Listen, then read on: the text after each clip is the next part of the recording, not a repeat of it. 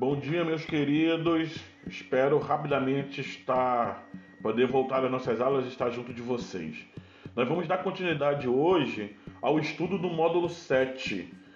No módulo 7 nós falamos dos povos pré-colombianos, falamos dos maias, dos astecas, desculpa, na primeira aula, e hoje falaremos sobre os incas, O estudo está lá no módulo 7, da página 224 à página 231. Só para lembrar, povos pré-colombianos são aqueles povos que já estavam na América, chamados de ameríndios, antes da chegada de Colombo.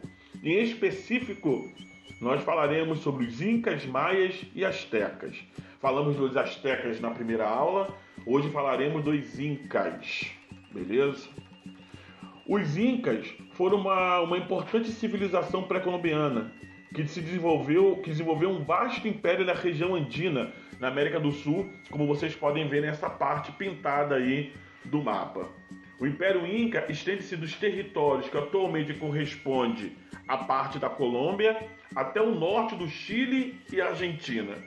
Os Incas, assim como os astecas que nós vimos na última aula, constituíram uma civilização complexa pela construção de um enorme sistema, e notabilizada pela construção de um enorme sistema de estrada. Repetindo, eles desenvolveram uma civilização complexa, notável pelo seu sistema de integração, pelo seu sistema de estrada.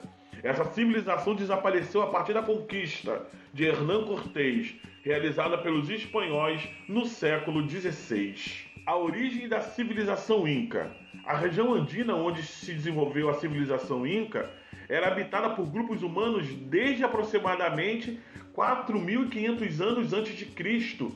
E antes dos Incas, a região que os Incas vão habitar já era habitada por outros povos. Havia abrigado uma outra grande civilização conhecida como Chavin, em torno do ano 900 e 200 a.C. Os Incas, como são chamados na língua Quechua, que é a língua dos Incas, dominava a região de Cusco desde pelo menos o ano 1000. Porém, só foi a partir do século XV que iniciaram o processo de civilização e conquista territorial. Então, explicando, os Incas passam a dominar o território onde eles desenvolveram toda a sua civilização a partir do século XV, dominando outros povos. O surgimento oficial do Império Inca aconteceu, segundo muitos historiadores, com o reinado dos Sapa Inca, termo em quechua que quer dizer imperador, Durante o reinado do Sapa Inca, os Incas iniciaram a conquista territorial da região andina, processo que foi continuado por outros imperadores incas. Os Incas conseguiram construir um império territorial muito vasto, que se estendia por mais de 4.000 quilômetros, desde a Colômbia até o norte do Chile e da Argentina. Então aqui, essa civilização pré-colombiana, ele esteve especificamente na América do Sul. Os povos conquistados por eles eram obrigados a pagar impostos, e as regiões dominadas eram integradas ao império por meio de construção de estradas. Os Incas possuíam mais de 40.000 quilômetros de estrada, por ordem do Sapa Inca e culturalmente absorvida com o deslocamento da população quechua para essa região. Então, a partir dos imperadores Sapa Inca, eles vão começar a acumular poder, dominando outros territórios, interligando todos eles por estradas, formando o grandioso Império Inca. Aqui nesse slide, nesse ponto, podemos ver que o Império Inca ele era dividido em 4 áreas. Ele era chamado o Império das quatro direções. E quais eram as 4 áreas? Ao norte tinha o Chicachui, ao leste Antisui, ao oeste Conchissui e ao sul Colaçuí. Então aqui nesse mapa aqui nós podemos ver, cada um com uma cor diferente, as 4 grandes áreas do Império Inca. E essas áreas todas eram interligadas por grandes redes de estradas. Característica dos Incas. Os Incas constituíram um império que era baseado em um sistema de governo que nós já conhecemos de teocracia. Repetindo, nesse sistema político teocrático, o governo sofre forte influência das crenças religiosas. No caso dos Incas, o Sapa Inca, que era o imperador maior, era visto como descendente do Sol, do próprio Deus, e por isso possuía poderes irrestritos. Os poderes do Sapa Inca chegavam inclusive a interferir na vida das pessoas e a determinar quando poderiam casar, viajar e mudar para as outras áreas do Império. Além da grandiosidade territorial, o Império Inca era caracterizado pela grande diversidade de povos e de culturas dominada pelos Incas Quechas. Estima-se que o Império Inca possuía em torno de 6 a 10 milhões de habitantes. Nesta vasta população, existia pelo menos 30 idiomas diferentes. Olha aqui, galera, perceba a grandiosidade do Império Inca, né? De 6 a 10 milhões de pessoas, né? E cerca de 30 idiomas diferentes. A formação do Império Inca. No início, os Incas viviam de maneira igualitária, sendo as terras e o trabalho realizados de modo coletivo, né? Então tudo era de todos. Suas aldeias, as aldeias incas, eram chamadas de Ailus, né? E eram formadas por laços familiares unidas pelo parentesco. Então cada Ailu, né, ali era uma grande família, tudo bem? E quem governava o Ailu, o seu líder era chamado de Curacá. Repetindo então, no início não era esse grandioso império. No início eram comunidades pequenas, de trabalho coletivo, né? Essas pequenas vilas eram chamadas de Ailus e quem coordenava era o Curacá. O Curacá era o grande líder religioso e responsável pela mediação de conflitos entre os diferentes Ailus. Então cada região tinha um Ailu diferente, né? E um Curacá diferente. Com o passar do tempo, passaram a existir Ailus mais ricas e poderosas do que as outras. Quero dizer então que vai existir Curacás mais poderosos e mais ricos do que outros.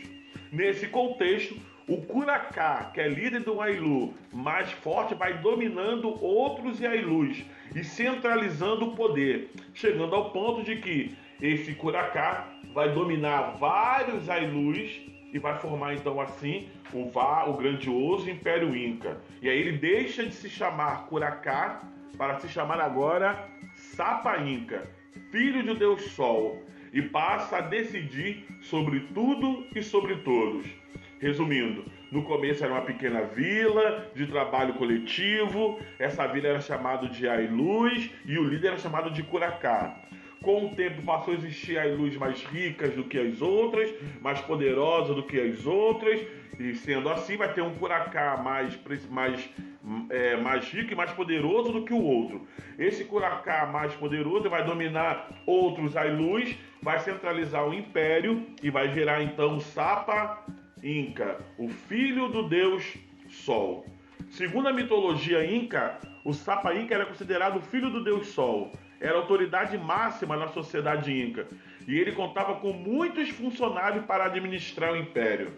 Cabia ao Sapa Inca a aplicação da justiça, a determinação da cobrança de impostos e a declaração de guerras e outras funções. O Sapa Inca podia ter várias mulheres, porém, somente o filho da esposa oficial, chamada de Coia, poderia assumir o trono com a morte do pai. Repetindo, o Sapa Inca podia ter várias mulheres, somente o filho da oficial, a esposa oficial era chamada de Coia, somente o filho dela poderia assumir o trono com a morte do pai. A expansão do Império Inca. A principal cidade inca era Cusco, a capital do Império Inca era Cusco, e a cidade sagrada era Machu Picchu. Essa imagem que nós vimos aí. A partir de Cusco, os incas expandiram-se por toda a região andina, onde hoje é o atual Peru. A expansão territorial se deu por duas maneiras, ou alianças militares ou guerras, né? Então a expansão do Império Inca vai se dar de duas maneiras, alianças ou guerras, né? Guerras nós já sabemos, né? O vencedor domina o outro vira escravo e assim sucessivamente. As alianças que a gente nos prender um pouco mais. Essas alianças eram feitas com troca de favores, casamento entre famílias ou outros benefícios, né? Os casamentos eram o que mais era utilizado, fazendo com que outros povos se unissem àquele povo dominante através de laços de parentesco, né? Através do casamento. Nas guerras, o povo dominado pelo Sapa Inca era obrigado a pagar tributos em forma de trabalho. Esse tributo em forma de trabalho será chamado de mita. Para que a ordem do imperador chegasse a todo o Império Inca, existia o que nós chamamos de chasquis. Quem eram esses chasquis? Eram mensageiros dos reis, né? Por exemplo, eu quero mandar uma mensagem daqui pro Ceará, né? Aí esse chasquis é um cavaleiro, ele vai, né, com um cavalo e tal, né? Desculpa, é um corredor, ele vai correndo levando a mensagem, só que não vai correr daqui ao Ceará, né? Cada ponto tem outro chasquis e eles vão revezando, ao ponto que a mensagem nunca para, né? Assim a ordem do imperador chega a todo o império rapidamente. Também existia no império uma vasta rede de estradas, né, para facilitar a comunicação e várias pontes feitas de cordas interligando as regiões, né? Sabemos que tinha muitos vales, né, muitos abismos, tal, e eles eram interligados ali, que está numa região montanhosa, interligados por essas pontes feitas de corda, né? A sociedade inca era muito complexa e rígida. Aí do lado eu botei a pirâmide, né? Apesar de não colocar cada um na sua posição, mas agora aqui eu vou explicar a vocês. No topo da pirâmide social tem o Sapa Inca e sua família e os nobres, né? Abaixo vem os sacerdotes, seguido dos chefes militares e chefes tribais. Depois vem altos funcionários, os contabilistas, projetistas e outros funcionários do Estado. Por fim, lá embaixo nós temos os artesãos, soldados e comerciantes, e na base da pirâmide, os camponeses. Finalizando ela, então, os escravos que, né, pagavam e que eram obrigados a trabalhar ali para sustentar o Sapa Inca e as suas necessidades. A economia inca. A base da economia inca era a agricultura, que produzia tudo que os incas possuíam. A alimentação baseava-se no milho e na batata. É interessante, eles foram que inventaram a batata frita, tá, gente? No entanto, os incas também produziam grande quantidade de itens com algodão e pimenta.